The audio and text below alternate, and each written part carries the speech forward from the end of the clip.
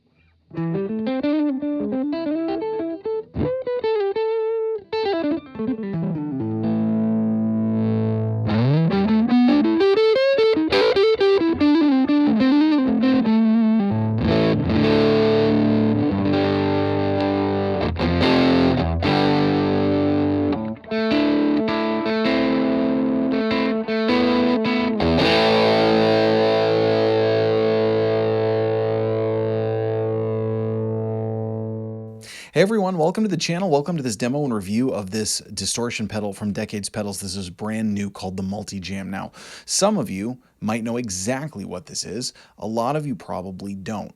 In the late 1970s, there was a cult classic distortion pedal. It was a giant red and black, kind of flat distortion box with fader effects, and it used an op-amp and germanium diodes and was kind of in the realm of like the MXR distortion or the DOD 250, but it also had its own thing going. Now, one of the fun things for me about doing a lot of reviews and stuff like this is I get to learn about pedals that I might otherwise have no idea about. That's one of them. I can honestly tell you I had never heard of this pedal before, but it has its own kind of unique following, and so much so that they're actually pretty expensive. Like I did a quick search and it looks like some of the cheaper ones you can find are like $1,000 to $1,100. So pretty rare. They were only made for a few years, and they had their quirks and their idiosyncrasies, but they were also a really cool sound. You can hear some reviews of them, some demos of them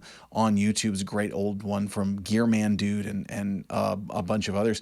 So what they've done at Decades Pedals is they've taken that, and what's cool about this is there's a lot of different ways you can approach doing some kind of a clone or inspired by pedal, right? You can do a straight up clone. That's kind of an obvious one. You can do a enhanced clone, like a clone, but that uses way better parts and components if it was an old kind of cheap pedal. So, same circuit, same design and everything, but you basically just make it better. You can do a modified clone. You can do it just where it's inspiration. So kind of start with that idea and then build off of it your own. What I like about this one is it's a combination of both. So basically on its stock mode, it really is the Big Jam Distortion sound. That's what this is. It's that pedal. But you also have two additional features. You have a fat switch, which gives you an extra kind of low-end EQ boost, and then you've got a vintage and mod switch. And the vintage and mod switch gives you increased headroom, kind of a more open-sounding distortion, and it boosts it a little bit away from that kind of much more compressed distortion sound that was typical for a pedal in that era. Now, it's important to remember when you listen to a pedal like this, this is a vintage style distortion. This is a lot different than nowadays. They sounded different. They were used differently, as opposed to nowadays where you can get a pedal that goes from, zero to brown sound just at the kick of a switch. Many of you know this, but with the MXR distortion and some of the others, really, they can sound a little thinner on their own, but they're intended to boost into an amp. This one actually sounds really good on its own in a lot of ways. If you're using it on its classic mode, that really is still kind of where it wants to live, though. But with the added features, there's a lot you can do with it. Now, you'll notice the volume is up pretty high on this, and true to the original pedal, it was a lower output pedal. In fact, I noticed that in the other reviews that I saw, the volume fader was frequently all the way up. And that actually works pretty well in this, where, I don't need my pedal to be able to give me 100 dB of boost or whatever ridiculous things they are. And you have some of these pedals where the volume, like you barely turn it on and you're slamming your amp out the door. And it's like, I actually like having a reasonable range on the volume knob. And the fact that this one kind of invites you and even needs you to push the volume a little further, it actually gets into this unique territory of pushing your amp circuit without as much of the drive clipping in, which gives you kind of this like, it's almost like a hint of cream to it, like Clapton woman tone, like this sort of fat drive sound. And then, of course, you've got your drive, your tone. I am going into cleaner amps in this video, and so I've got the tone back a little bit. I will increase the tone in one of the demo sections, but that's just kind of compensating for the rigs I'm using it into. So let's jump back in, and we're going to hear it with that Gibson SG that you just heard, and I'm plugging into my Marshall Bluesbreaker, which is loaded with Celestion Alnico Golds.